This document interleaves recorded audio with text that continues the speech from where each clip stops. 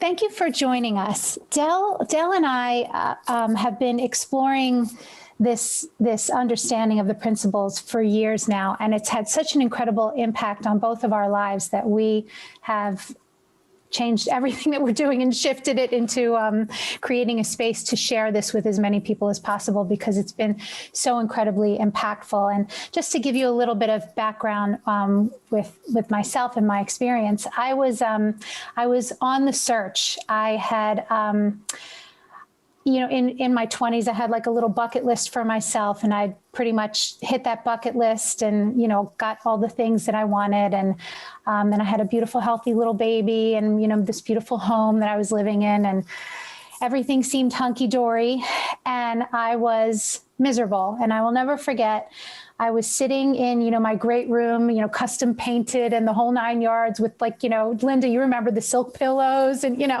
everything that I always thought, because until we know, we don't know, this will make me happy. And tears were pouring down my face. And I'll never forget, I was on the phone with my friend Kim and just saying to her, where is it? Because it's not in things. It was like my big, because you grow up and you think, oh, when I get married and when I have this and when I get the job, and you think all these things are going to bring you joy and happiness. And that's looking in the wrong direction. If we're looking outside of ourselves for our innate well-being, we will always be chasing our tail. If we think our well-being comes from food, we're going to continually be eating. If we think our well-being comes from a relationship, we will probably go out of our way and be inauthentic in order to keep that relationship. If we think our well-being comes from our job, we will probably overwork or maybe do things that are a little bit out of integrity to keep that job. We'll always be looking outside of ourselves for our happiness. And so I didn't know this at the time, but I got a big aha that it wasn't in things, because I had things and I was still unhappy. And I started going down the road of happiness was a big thing for me when I thought, well, what really brings me joy? And I was innately a happy person, but I thought what really brings me joy is sharing happiness with other people. Like, I love connection. That's always been a really important part of my life, is just people. I just love people. And I started studying with Dr. Robert Holden, who was the creator of the Happiness Project, which was the only scientifically proven method to increase your level of happiness. And that was wonderful and amazing. And he does a lot of Course in Miracle-y kind of stuff. And I got very involved in the Enneagram, which is a personality understanding. And I studied NLP and hypnosis, and sort of, you name it, I've probably looked in that direction. And it was all wonderful. And I always felt as though there was something else.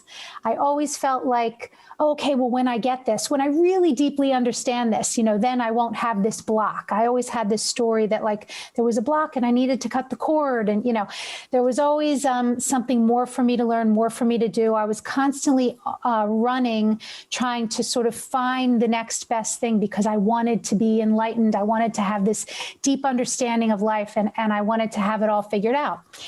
And that was exhausting. And I came across these principles, which we will touch on, which we'll share in our time together, about 5 years ago. And it was a completely life-changing experience. When I came across it, I finally felt as though I could relax. I finally felt as though I could just be me. I finally felt as though there was nothing wrong with me. There was nowhere to get to. It was like, oh, I'm okay. What a relief. Because all these years I was judging myself and looking for perfection. And I was looking in all the wrong places. And the funny thing is that I certainly don't think that I am perfect, but I am perfectly imperfect. And to really sit within that knowing and understanding that I'm okay. Not only am I okay, but everyone here is okay, and everyone on the planet is okay.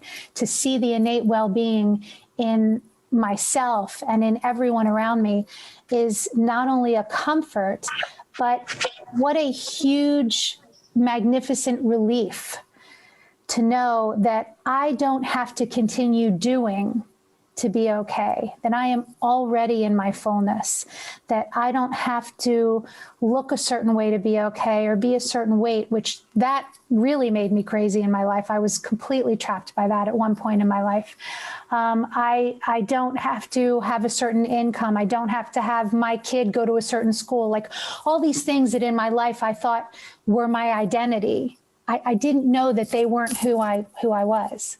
So what's I've found is so much fun in this understanding, seeing that our innate well-being is within us, is that all of the things that we want, good relationships, it's probably the most important one, you know, our health, all of these things that are so very important to us, they happen organically without trying to sort of like muscle them up.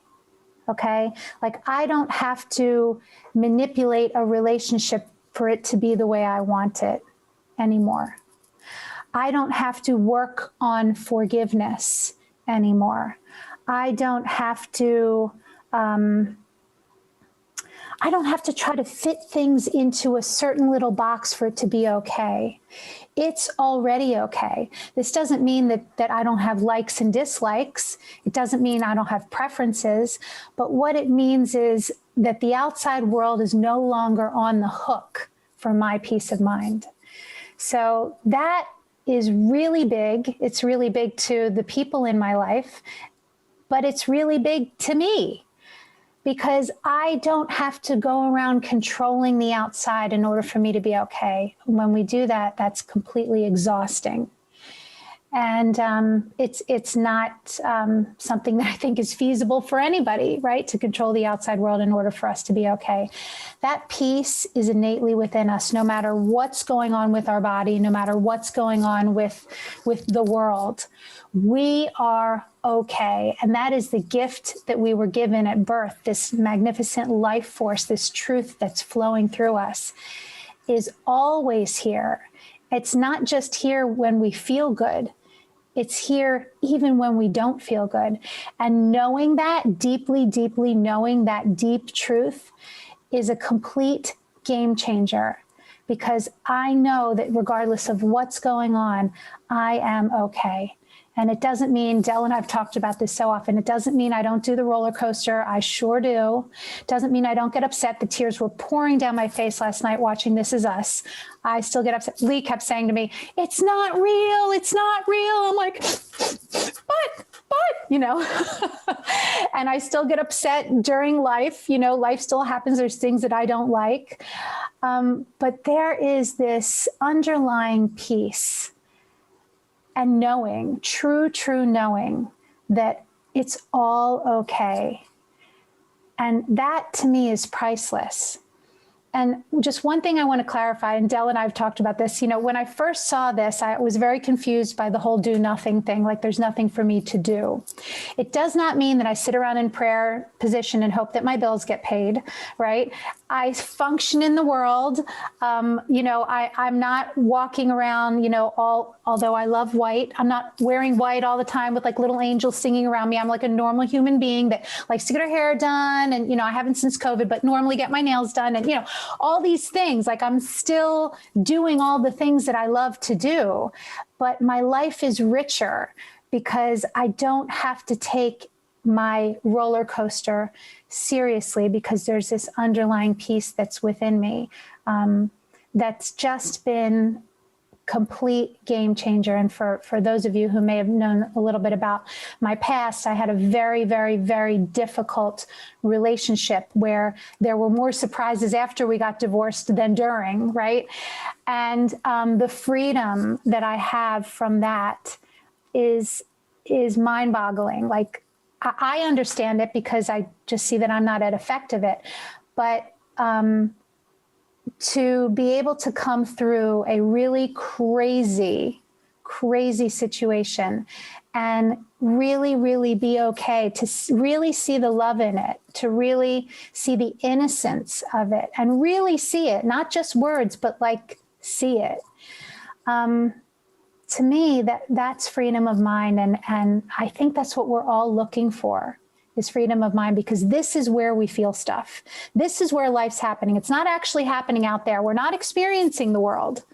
We're experiencing our thinking in the moment.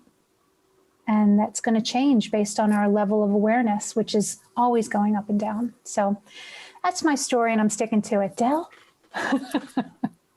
Oh, I love that. So what I love about working with you, Andrea, is that we are so completely different. Yeah. Well, actually, I shouldn't say that. We've had similar experiences in our adult life, but growing up, I was not a happy child. I did not like people. I was a really fearful, scared, traumatized little girl. And I grew up like that. And I grew up very, really just always thinking, what on earth am I doing here? What's the point of this? To the point at 19, I actually really wanted to take my life. I was like, I didn't even blame life. I blamed myself. I was like, I'm just not cut out for this. I'm not equipped to deal with what life brings my way. But I think so. At 21, I found myself in America, just literally the day after somebody said to me, here's a free ticket, come and visit me. And I look back now and I think, oh my God, I think mind really had a plan for me, because that wasn't like me to be so spontaneous at all. But something inside me just said, go, just go. You've got nothing holding you here right now. Just go and visit. You can always come back and take care of things. Well, that was almost 40 years ago, and I never went back. So fortunately, I joked my car had been stolen a couple of days earlier. So the insurance company gave me this lovely little amount of cash. I didn't have a job at the time. My flatmate helped pack up my stuff and send it home for me to my mum. But something got me here, and it was here in California, in LA to be specific, that I discovered sort of spirituality. It was the Bodhi tree, to be exact, this beautiful little bookshop that I found myself in. And I spent hours in there devouring everything. It was like every book. And as Andrea said, it was like, Course in Miracles. It was, oh my God, inner child work, codependency, reparenting, numerology, the Enneagram. It was like everything, Wicca. I mean, it was anything I could get my hands on to try and get a grasp of life. And I spent literally, I would say 30 years on that path. I was also in regular therapy for 30 years, trying to recover from my childhood. And all of it helped. I'm not going to deny that it didn't help. It definitely helped me understand that how I grew up was not normal. I know normal is a loose word we use, but it was definitely abnormal and traumatic. And but I was, again, like Andrea, I was searching. My relationships were not healthy. I was diagnosed as suffering from codependency and narcissistic abuse, and I kept attracting those narcissistic relationships into my life. But like Andrea, there was that thing inside me that just kept looking for the answer. And I had my head full of information. I mean, I got a master's in spiritual psychology. I understood that we were all equal, we were all connected. I got it all up here, but nothing dropped inside me. I absolutely, at the depth of my soul, kept thinking, not me. I'm the anomaly here. There's, everybody else may be, but not me. And then in 2009, I call it my dark night of the soul. Actually, it was a dark 18 years of my soul. But it was the end of quite a traumatic marriage. And anyway, I visited my sister I don't go into details, but let's just say it was, just as Andrea was saying, that it was a shock. I was in shock, absolute shock at the end of my marriage. And I had gone to visit my sister in Spain to just sort of lick my wounds and try and recoup a little bit. And on the way back, traveling through Heathrow Airport, basically on the plane, that short flight from Spain to London, I had a major anxiety attack. And I didn't even feel it now when I think back to that day. It was like an elephant was standing on my chest. I couldn't breathe. And it was because I was heading back into what I knew was going to be which was a very difficult situation, and a divorce. So when I got to Heathrow Airport, I did what I normally do when I'm stressed. I find the bookshop and the self-help section, and I think there's going to be something new here, something I'm going to hear today. And you know what? It was a miracle. It was. I was standing in the aisle, and there's a yellow book with black writing on it just jumped out of the shelf at me, and it said, "Stop thinking, start living." Now, I'd been acutely aware on that 2.5-hour flight from Spain to London that my thinking was driving me nuts. I mean, it was literally driving me nuts. I had visions and images, and I was going into the future, and I was going into the past, and I was torturing myself. And normally, I wasn't drinking, and I couldn't take a sleeping pill because I knew I had to navigate the changeover, the transfer. So my plan was, I'm going to take a sleeping pill the second I get on that plane, from London to LA.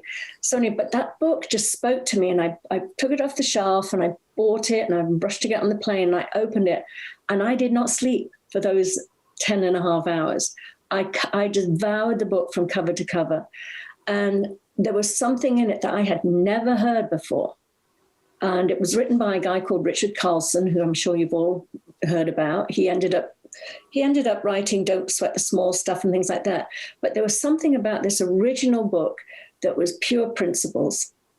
And he talked about the nature of thought. He talked about innate health. He talked about, psychological innocence. He talked about resilience. He talked about everything that we know in the principles. And it was in such a way that I was like, I just heard something. And as soon as I got off that plane, well, for a start, I noticed my anxiety just dropping and dropping and dropping. And when I got off that plane, I was fine. I was like really fine. And like Andrea said, I'm not saying that I didn't have moments, but all my friends were like, what happened to you? You are handling this situation so well. This is devastating, and you're handling it so well. And I was like, I don't know. I read this book, and something just hit me. The thing is, I didn't know it was called The Three Principles, because he'd written it, I think, in '93, and I think it was called Innate Health back then. Mm-hmm. I didn't know that there was a community. I didn't know there was tons of people teaching it. So I just thought this, and I read his other books, and they didn't have quite the same essence for me, but they were great. But I thought, okay, it's just one man's idea, really helpful.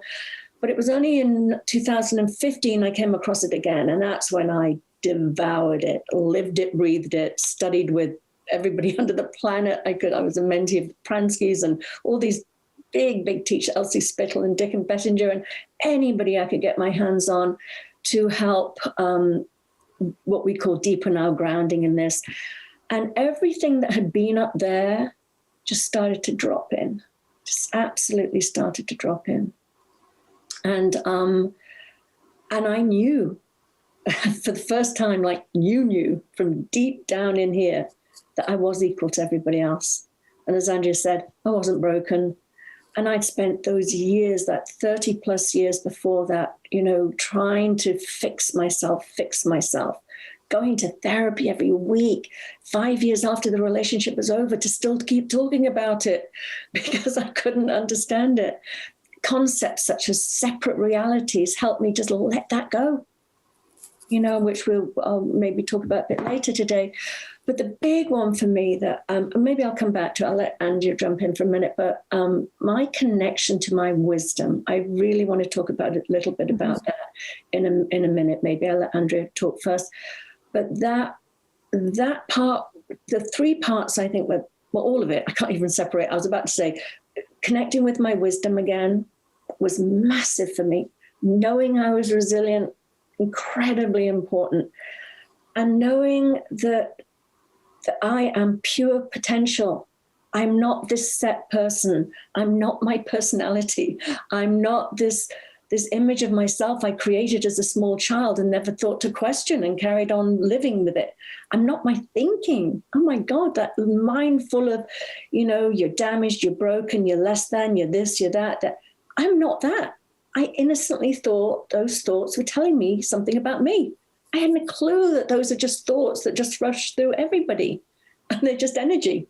And I just grabbed a couple of them and gone, okay, this is my identity. This is who I am. And then since 2015, my life has changed. I mean, you wouldn't believe, number one, would never be, sitting here talking to you, the old me. I would still be living in that like less than mindset, shy, introverted, hiding. Everything's a scary world out there. So it really is unbelievable what this understanding can do for you. So love to get into it a little deeper, but I'm going to hand it back over to Andrea now. Well, I'm just going to be really quick because I want to hear what you have to say. The only thing that was coming up for me was that I spent years trying to fix a self that I had made up. Mm-hmm. And I think that's the crux of it. We spend so much time trying to fix a self that we've made up through thought, which is this creative agent that runs through all of us. And when we take it seriously, we live from that space. This is who I am. When we see the nature of it, the illusory nature, the transitory nature of it, we see, oh my God, I've been believing this stuff for years and there's so much potential. It's like, I liken it to, you're in a warehouse. And, you've just got like a tiny little fixed flashlight, and all the tiny little fixed flashlight can see, is like a book, right? So you believe that's the only thing that's here. And then somebody turns the lights on and the warehouse is like full of furniture for homes and, could furnish a city. But we don't know that because we're fixated on this one little book. So we can't see our potential. We have no idea what's available for us. So that to me was like the biggest aha, that here I am trying to run around and fix and figure out a personality that I'd made up. Whoa, that's life-changing stuff. Yeah. So go ahead, Della. I'd love for you to share. Oh, I love what you just shared. I love that. I love how I used to say it. Excuse me if nobody likes swearing, but I'm going to swear.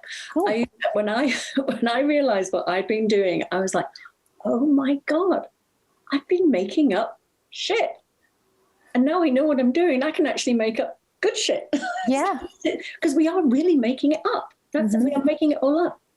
And that is within our power to just, like you said, just redecorate the room. Yeah. We describe who we are. Because that's what we are. We are pure potential. I know now, if I put my mind to anything, I can do anything. In the sense of, I used to live such a constricted life of, well, I couldn't do that because I'm this. I couldn't do that. That's not me. That's not whatever. But now I don't have those constraints or those limitations. If I really wanted to do something, I know I could do it. So what I was going to talk about, because this is a question I get from so many of my clients, is how do you know the difference between wisdom and personal thinking? And for me, I'm lucky in a way because I don't know, however you look at it, but growing up, I know I had wisdom in me. I would say to my mum, this doesn't feel right or whatever. And she would say, and out of innocence, I know she was trying to protect me, but she would I'll give you an example. I had a father that I never met. He lived 2 miles down the road. She would tell me he loves you. And I never met him. So I would say, it doesn't feel like he loves me. If he loves me, he would come and say hello to me. And she'd go, oh, no, he loves you. Trust me, he loves you. He just can't be with us. Now I passed him going to school and I was look at him thinking, come on, show me you love me. And he just would look away. I was illegitimate, by the way. My mother was his mistress. But she was trying to protect me with telling me that. But what she inadvertently did was have me think that I was going crazy. Because here's my intuition, my wisdom telling me this isn't right. And then there were other situations. There was abuse. And I was saying, Mum, this doesn't feel right. She goes, no. You're imagining it. And again, I think it was a way of protecting. But what ended up happening was I stopped listening to that voice. I really stopped listening because I thought it was lying to me. Because I was if I had to trust my little 4-year-old inner voice compared to my adult mother who I needed for survival's voice, I was going to choose her voice. So I completely became disconnected. I mean, I say disconnected, we're never disconnected. It's always there. But I wasn't listening to it anymore to the point where I was so numb to it or so not tuned into it that I never heard it. So if somebody said to me, well, You know, what's your wisdom saying and what's your personal mind saying? I would just be like, I haven't a clue. I haven't a clue. But as the more I looked into this direction, it's been one of the biggest blessings in my life. You know, I love my inner wisdom. I feel it. I hear it. It's indisputable. I never have to question it. It has a different quality to it. It's not loud. It's not whisper. It's just a knowing, an absolute indisputable knowing that this is the right step for me to take. And sometimes it can be really surprising. And I'm going, what? Really? This? You know, and I have to laugh, but it's like knowing, absolutely, show up, do it. So, yeah, I just really wanted to emphasize that sometimes, you know, I mean, some people always had connection to their wisdom. They always knew that, you know, trusted their gut. And some of us don't. But there's hope for all of us. If you have not trusted your wisdom and your intuition, your gut, whatever you want to call it, it hasn't gone anywhere. It's there. And the more that we let our minds slow down, it's like in my little Buddha, time for my Buddha, remembering that we all that beautiful spiritual essence inside of us. And when we're clear and we're calm and we're not listening to this chatter, we see who we are at our essence. And when we get distracted and we get a mind full of busy thoughts, insecure thoughts, or fear about the future or everything, it gets clouded. And we forget who we are at our essence, but that has never gone anywhere. So when we know not to pay attention to that fearful personal thinking and our mind starts to settle, we start to see who we are again at our essence. And that's where wisdom comes from. And that's where we are guided. And that's that flow of pure potential to be anything we want to be is right there inside of us. So that's what I want to share about it. Thank you. That was so beautiful. Such a good feeling. You know, you can just feel, even on Zoom, you know, you can just feel the calmness. You can just feel just the presence of our okayness, which is what I think we're always looking for in every moment. We're looking to be okay. We're looking to feel okay. And we just don't realize until we see this that we're already okay. So what happens from that space is that everything becomes possible. And then we don't have to muddle our way through things. We can just listen to our wisdom, and our wisdom will guide us through things. And it's reliable. It just is. And if you don't hear it, just give yourself some time. Just chill. Just hang tight. It will show up. It always does. And that's this beautiful gift that we were given at birth, that if we don't have a discussion about it, we don't know it's there, or maybe we don't know to trust it. But, you know, what I've found, just like you were saying, Del, if I have insecure thinking, I know not to trust it now. You see, I didn't know that before. I thought if I had insecure thinking, it was trying to tell me something. I didn't know not to trust it. The beauty of it is when my mind is getting really messy and it's, you know, uncomfortable feelings and yucky stuff, I now know, don't do anything with that. When I'm clear-headed, which I will be, because that's naturally what happens. We naturally bounce back. I will know if there's something to do. If there's something that I needed to know from that low state of mind, it will be crystal clear to me. Well, that's a gift. Such a gift to know when my mind is messy and I'm feeling crap.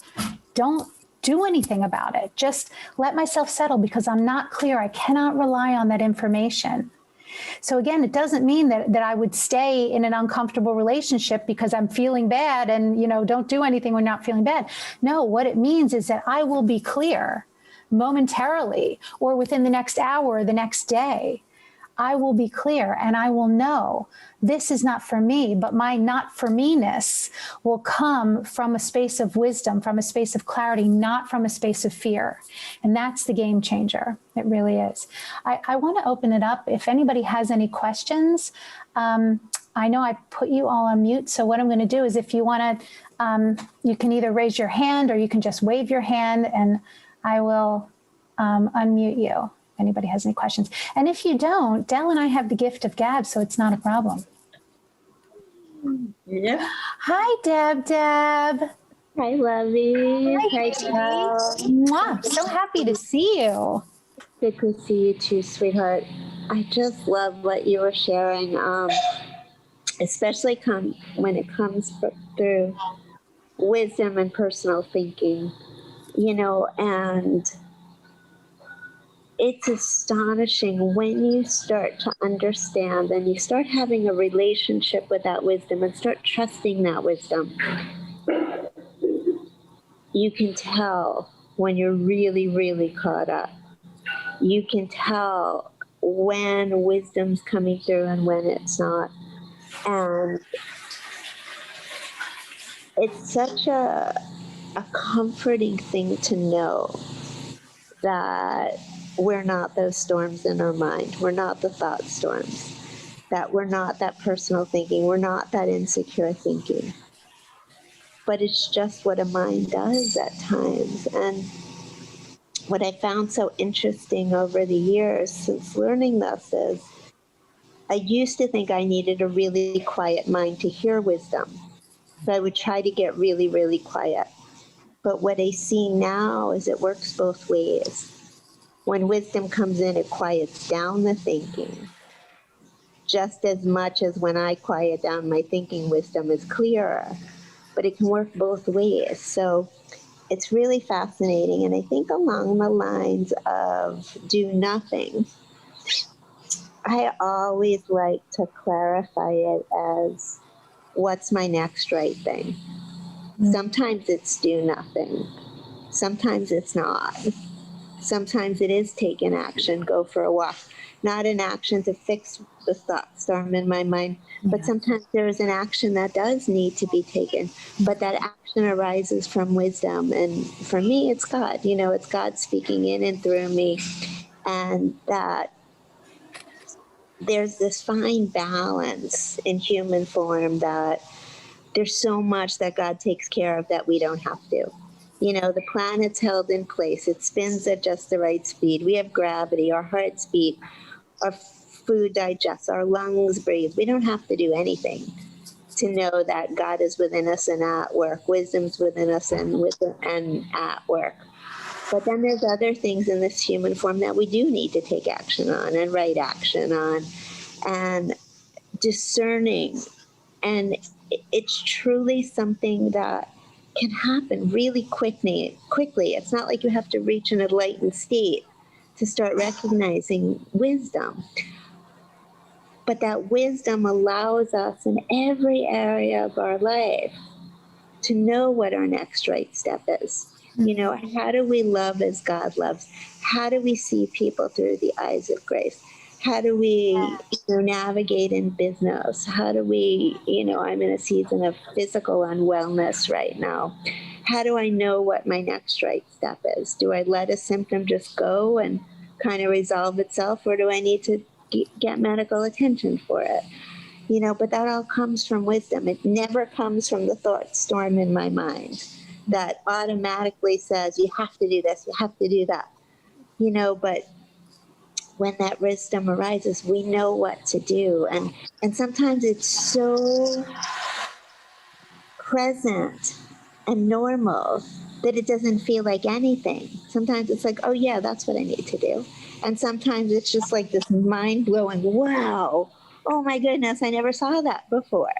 So I think wisdom and insight is so natural, it's so beautiful, and sometimes it's so teeny, and sometimes it's totally life-changing. So I love the conversation, and it's just so good to be here with you guys. Oh, thank you, Debbie. That was so beautiful. And it's true. For me, that's what I said. It's some people think, is it a whisper? Is it a big boom?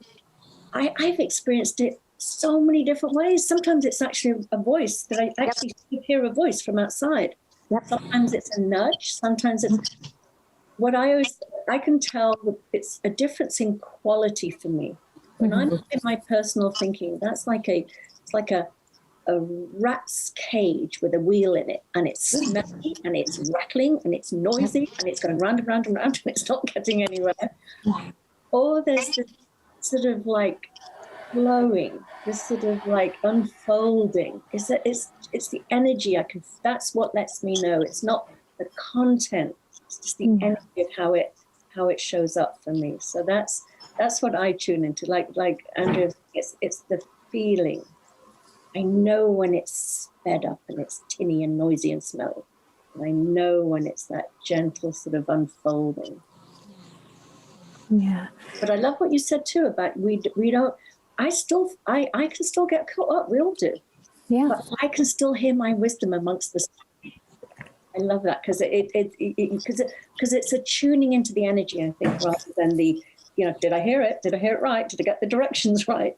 It's like, I don't know. It's just I feel my way through it.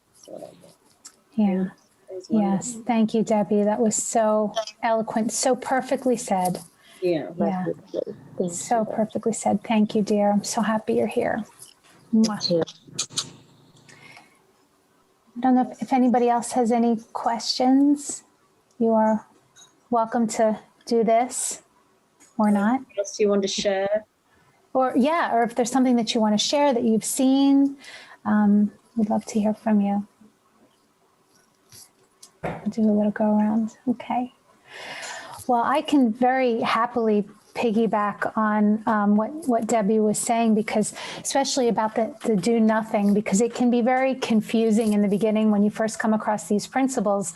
A lot of the teachers will share, well, there's nothing to do, there's nothing to do. And Del and I have joked about this in the beginning. I'm like, Leah, there's nothing for us to do.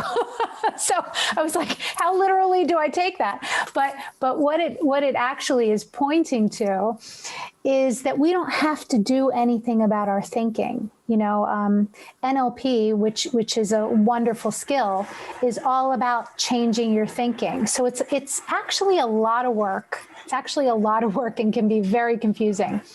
And I know for Lee, my husband, he was an NLP trainer, so he was like heavily involved in NLP. And he really wanted to kick himself a million times when he saw this, because he's like, oh my goodness, I have spent years and years and years coming up with methods to change my thinking, not knowing that it's just thinking. It can't actually hurt me, that I'm making meaning of it. So if I'm making meaning of something, why would I have to change it? I'm the one that's giving it meaning. I'm the thinker. So that I know was like groundbreaking, for Lee, who had done so much work in that field. And, and for me too. I mean, you think about positive psychology, change this thought to that thought. And it's not that that's not helpful. It certainly is helpful. It's not necessary. So it just makes so much sense to get underneath to that, to see what's doing the creating. And that's where the principles point. They point to what's actually doing the creating. So we have a better idea of how this whole thing works. And it just makes sense, or else we're like walking around in the world with like a paper bag over our head saying, I'm sure I'll get there someday. We can take the paper bag off, understand how we work, and it just makes life so much easier. So when our minds do get messy, when we get those insecure thoughts, we don't have to try to muddle through them. We can just see, we know what's happening. We're having insecure thinking. We kind of know not to trust it. I know that when I'm getting messy in my mind, like if I'm feeling insecure, or if I'm feeling judgmental about myself or even about another person, I know I can't trust that. I know if I'm taking something personally that I'm making that up. Like I'll give you for instance, this morning I was supposed to have coffee with someone at 8:30, and I woke up at about 7, and there was a text message saying, I'm so sorry, I have to cancel. Do you have another time today? Well, so that was lovely. She didn't just cancel. However, I could have gotten all up in my head about it. Like, oh, how rude.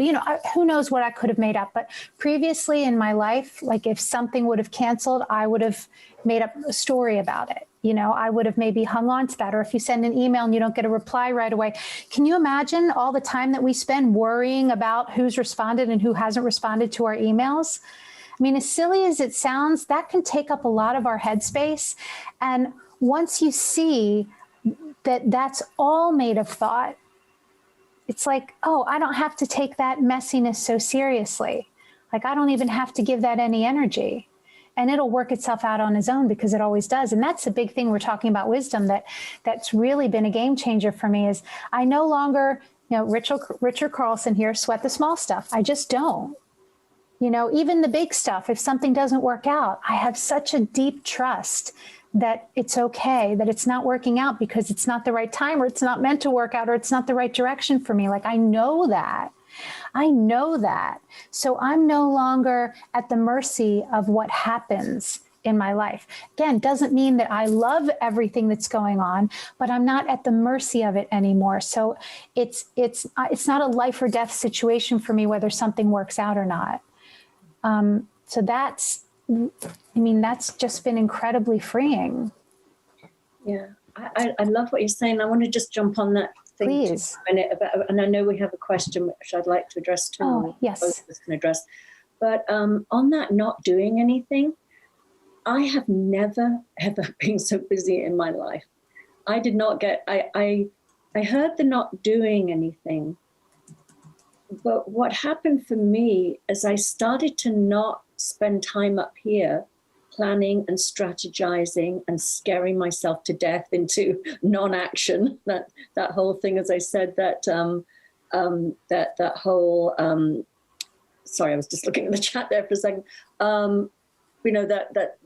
Insecure thinking, oh, you can't do that. I was really not very productive at all. I had lots of planning and lots of ideas, but I would talk myself out of them. I would just keep, restricting everything. Once I started to not trust that thinking or know that it was just, absolutely not true, wisdom started saying, well, why don't you do this? And why don't you do that? And because I knew not to believe any insecurity, I just started showing up and started doing these things. And it's a miracle how much I get done without planning anything. I mean, of course, once the suggestion comes from wisdom, or go in this direction, or follow that thread, or whatever it is, of course we implement our personal thinking or our wonderful intelligence, and I make a note and I say, okay, I'm going to do this or whatever. But this used to be the boss of me. This was what I trusted. Not anymore. This follows that intuition. That's the boss of me. My wisdom, my intuition. This is the sort of the thing that steps in and helps make things happen. But it is not the boss of me anymore. That was huge for me because, as I said, it was. It would remind me of, well, you've never done that in the past. What makes you think you're going to do it in the future? It would do all that thinking, all that put down, all that, stuff to make me shrink and go, yeah, you're right. I've never done it before. I'm not going to do it now. So all those stories. Yeah, exactly. Yeah. So it isn't, when you say do nothing, it means don't, step away from this and allow the intelligence behind life, mind, God, whatever you want to call it, to just live through you. And the energy of that is really, it's just, God, it's magical. I mean, Chip Chipman calls it the magic carpet ride. Mm-hmm. I call it the following the golden threads. Often when we're looking over here with our planning and our strategy, we don't see the beauty, the treasure that's right in front of us, asking for us to just pick it up and follow it. So it's been an incredible journey of discovery.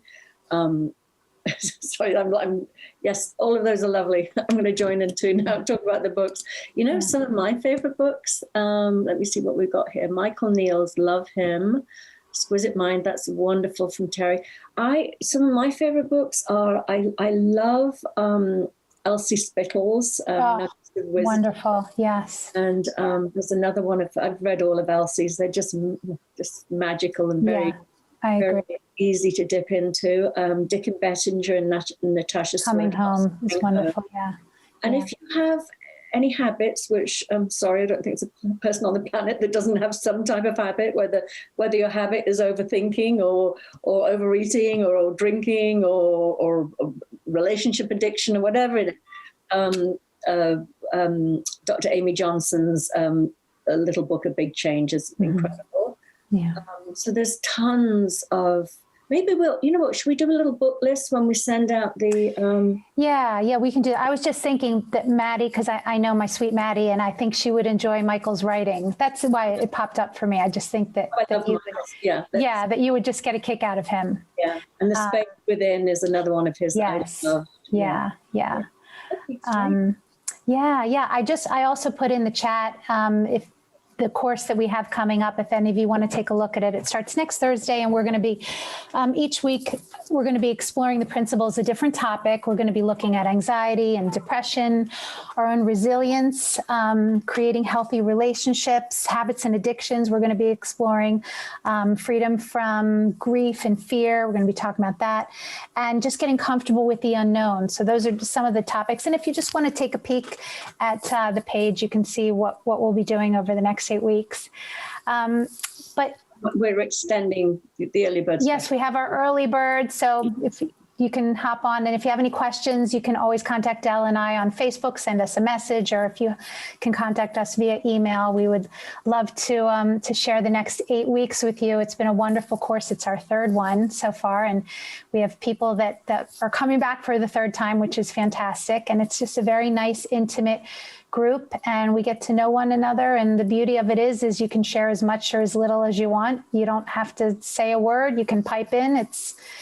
It's totally up to you. And one of the things that it was interesting, somebody had contacted me yesterday, and she said to me, she said, I'd love to work with you. She said, and I feel uncomfortable. I don't want to air my dirty laundry. And it was really funny because I emailed her, and I said, the beauty of this understanding is that you don't have to share any dirty laundry. You don't have to, it's not about what you think your story is. It's about seeing that it is a story, that it is a narrative. So you don't have to dig into your deep, dark stuff that you consider yucky, that you think is yucky. You don't have to do any of that, because once you see, and I say this with compassion and kindness, the made upness of what we keep alive, of what we give our attention to, of what looks very true to us. Once we see that the nature of that, it's content. And again, I say that with kindness and love and tons of respect. I'm not making little of what anyone has experienced. What I'm saying is that our suffering currently in the moment is based on content. And once we see that that's what it is, it's a game changer. It's a game changer. And we just, both Del and I, want to share what it's done for us, because we have both experienced a lot of suffering in different ways, and are in a space of freedom. And now we know why we're in a space of freedom, because we're able to see the underlying principles that are creating our experience. And that's just a game-changing foundation. It is the foundation. I think that's why it's so compelling.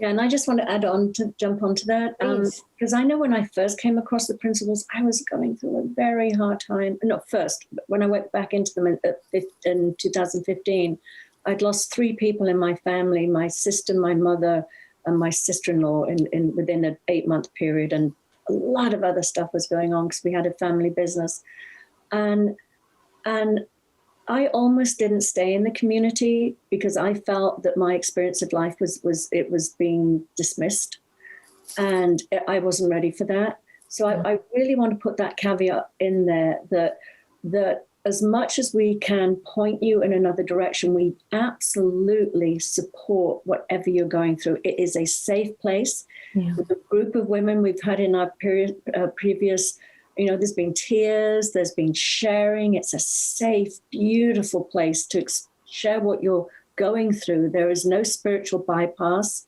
There is no sort of deflection of it's just your thinking. Right. So, we and for me in particular, I work with a lot of women that are and men actually that are pretty traumatized, and I'm very, very, very, very respectful of the experience you're going through in the moment. But I know I can also point you, as Andrea does with her clients, point you in a direction that you will come through the other end, and life will be just amazing. Yeah. You will be so supported and loved to help get you there. So yeah, absolutely. And like we say, we still get caught up. I mean, the best teachers will say, I still get caught up, because that's what it is to be human. We're not looking for, this sort of, as I say, the spiritual bypass of perfection. Oh God, I can't admit I'm having a low day, or I can't admit that I'm having a thought storm right now that's taking me down. It's like, hey, welcome to life. That's what we're, spiritual beings having a human experience. Yeah. And as such, we are going to forget sometimes, get caught up in that little bubble of storm thoughts. And it's going to feel really, really painful at times. And I often say to people, Sid said, life is a contact sport. Well, from my perspective, that means that, life can push up against us sometimes. And that's what's so beautiful about this 8 weeks, is we're there for each other when life does push up against us. Yeah. People were grieving the loss of family members, many different things. So it really is a beautiful, beautiful, safe space. So just wanted to. Yeah, thank you. Absolutely. Absolutely. It's interesting. I was been doing, leading the 3P grounding group for the January, for January. And one of the things that came up, and these are, we're 3 principles practitioners. So these are people that are training to become 3 principles practitioners. So they were asking, what I had shared with them is that when I work with a client, it's not my job to make them understand the principles. Like, that's not up to me. If they want to have a deeper understanding, like understand what mind, consciousness, and thought are and go into the physics of it, fantastic. But I don't shove it down their throat. There's a reason I'm sharing this. My job is to be grounded in this, because the more my understanding deepens, the more I can hold a space for whomever I'm in front of in any situation. And that's what it's about. The other stuff comes as a result. So just to piggyback on what you were saying, Del, that wherever you are is perfectly okay. Like, there's no, well, you should understand that you're experiencing thought. No, we feel our thinking, and sometimes it really hurts. And that is very, very real. So I love that you brought that up, Del. It's so very important that we absolutely honor where everyone is, and there's no better place to get to.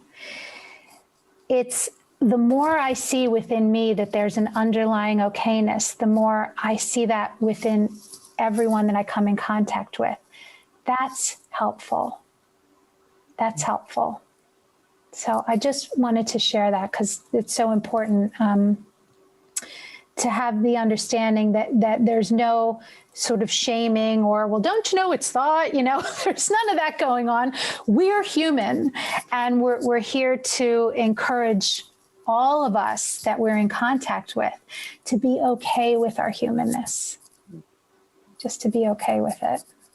And to be okay with our experience. That's another one of Sid's, if that's all we got was to not be afraid of our experience, that alone would change the world. And that's so true. I can have, my partner he's as steady as a rock. He just is like that. I'm all over the place. I'm an emotional person. I can have highs and lows and everything. But the understanding of the principles has actually brought me more alive than less alive. I feel my anger more deeply, because it doesn't scare me anymore. I feel my frustration. I don't act out on these feelings, but I allow myself to have it. It's okay. Energy rushing through me. If I want to be in a bad mood, it's my choice. I'm going to marinate in my thinking and feel justified in my bad mood. Yeah. I sometimes go, I think I'm going to hang out here a bit, whatever. Yeah. But it's just, I can cycle through feelings with zero judgment on any of it. I can have, I can be very judgmental. Not about my friends or my family so much, but say, the state of the world or things like that. I can, but none of it is bad. And I don't ever think, if I'm spiritual, I shouldn't be having this feeling. It's like, nope. we would never have been created with the capacity to feel the wide range of emotions that we feel if any of them were wrong. Knowing that we are creating them within ourselves. But have fun with it. It's like painting. It's like, coloring with the crayons. It's like use all the colors.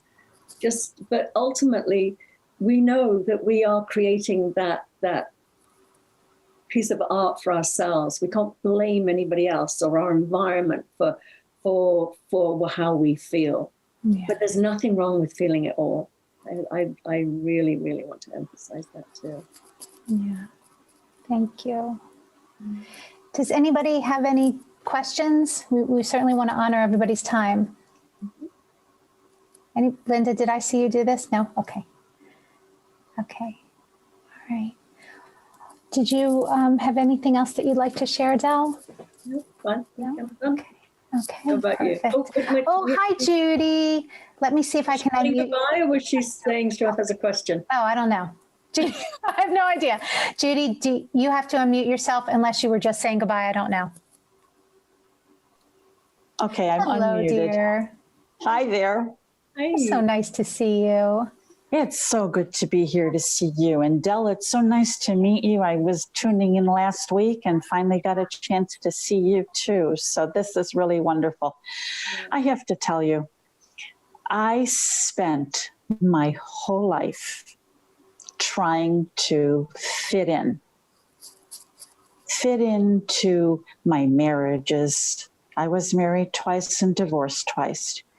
Raising 3 children on my own for 10 years. Their needs came before mine.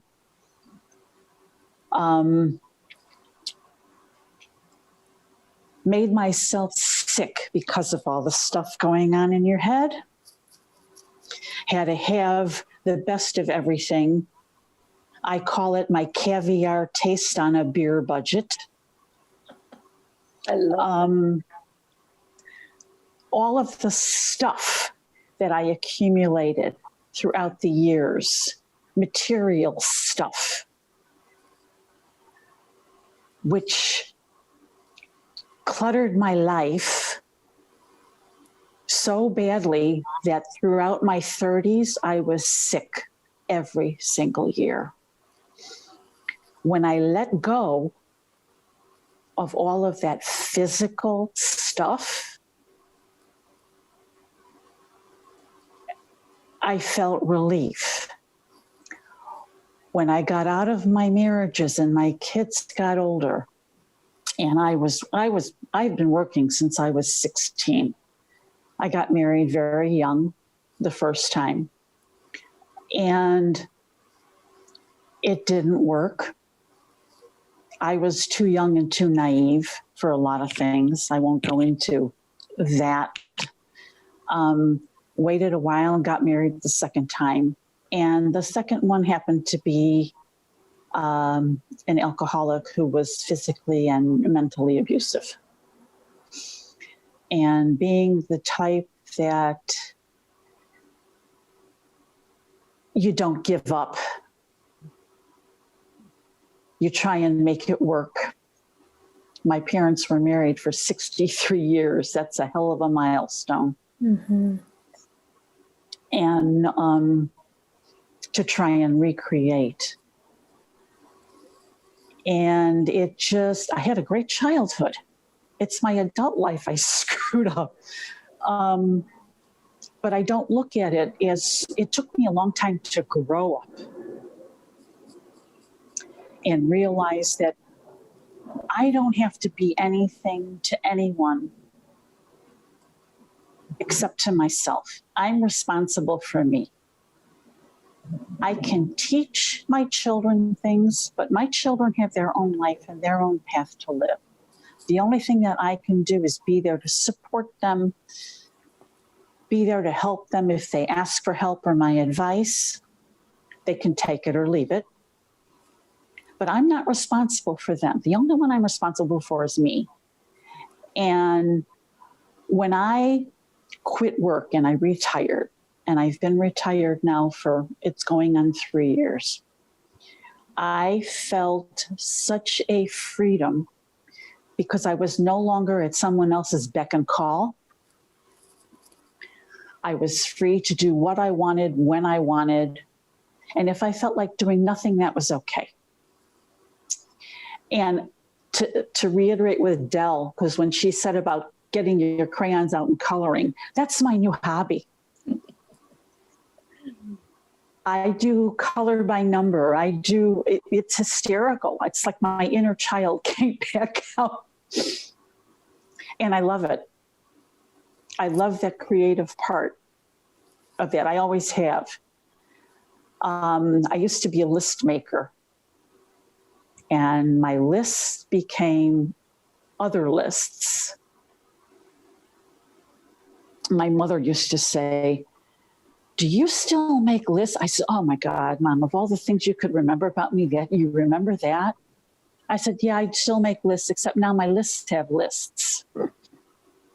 We kind of laughed at that. I don't make lists anymore, except one to go to the grocery store. I just do what I feel like doing on any given day. I'm not an avid reader. I don't read, but I live. I live life, and I love the life I'm living now. It took me a long time to get here, and I'm enjoying every moment. Even if I just sit and do nothing, that's a choice that I'm making. And I haven't been sick. The big point is, because my head is clear and hasn't affected my physical being, I haven't been sick. I just went to the doctor. I'm 69. I just turned 69. And I just had my physical at the doctor with all of my blood work. And I'm in perfect health. I'm on no meds. She says, "I don't know what you're doing, but just keep doing it." So I'm like, hell yes, I'm going to do it. Oh, fantastic, Judy. That's where I'm at. And I love this group, because you are such a light and so intuitive. And a lot of the things that you discuss, I've been through. So I just sit and listen, because it's like, oh yeah, I remember that. So thank you for reminding me of where I've been, so I can stay where I'm at now. That's beautiful. Beautiful. That's it. Thank you, Judy. Thank you, Judy. Tons of love. Beautiful. And that's so true. And I love what you're speaking to, because as human beings, we keep thinking we have to be doing, but I'm hearing you just being and just really loving where you're at. And yeah, that's so, so beautiful. And that is the beauty of the group too. Just like you were describing, that you can sit and listen and go, me too. That is the beauty of a group. Because when we sort of isolate or separate, we can sometimes start listening to that thinking and thinking that we're all alone and we're the only one thinking this way, and we're whatever it is. But when we come together as a group, especially a group of women, because then there's no distractions or no hiding, we really, oh my God, it's so healing to go, oh, God, we're all going to do this. And we would notice in our groups, the thread would be like, oh my God, this is going on in our lives too. Yeah. And we had people that were 20, from in their 20s to their 70s, and it was just it was miraculous, the similarities. Yeah. So thank you. That was so beautiful. Thank you to all of you. Thank you for joining us. We appreciate it so very much. Laura, I see you. I see all of you. Thank you so very much. We're so happy that you spent time with us. Hi. Bye, everybody. Yes. Have a beautiful, beautiful day. Thank you for joining us.